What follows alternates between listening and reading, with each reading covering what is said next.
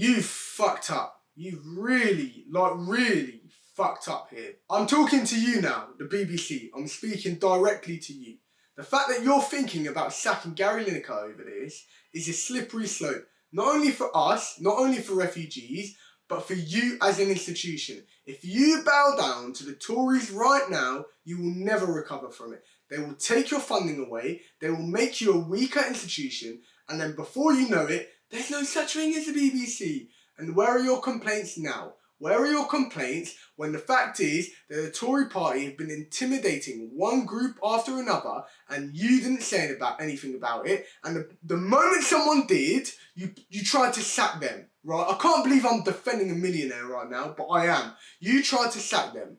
And that's the reality you're facing right now. As an institution, you are doomed. You are doomed if you sack him, because it's going to demonstrate to you that you will do anything to fall in line with Tory party policy to make sure that you don't get defunded, but they will defund you because they hate everything that you stand for, which is the idea that a media can come together without profit, without the need for profit, and make good journalism. Sadly, that's falling apart in front of our eyes. It's absolutely disgusting that we have right-wing media, right-wing podcasters, right-wing columnists talking about how Gary Lineker should get the sack, all while talking about freedom of speech as if it's actually something they stand for. Bollocks. You don't stand for it, you only talk about it when it's convenient for you and you want to say a couple of racist things, right? The reality is that this policy is harmful to not just asylum seekers, but you as well. And let me tell you why.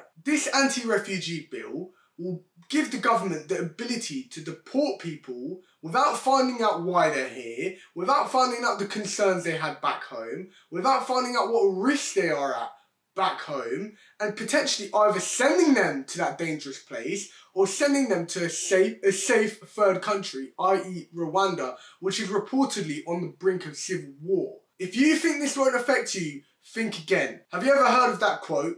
They came for the Muslims, and I didn't say anything. They came for the Jews, and I didn't say anything. They came for the black people, and I didn't say anything.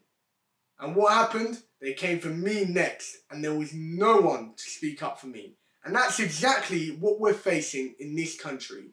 The reality is this strips the rights of not only asylum seekers, but gives the government the idea that it could happen to us one day. And let me give you another quote from Tony Benn. Be very careful of how the government treats refugees, because it's exactly how they treat us if they could get away with it. Now, my message to Gary. I don't usually defend millionaires on this channel. If you guys know me, I usually attack them. But solidarity, and solidarity to Ian Wright and many others who have refused to host Match of the Day.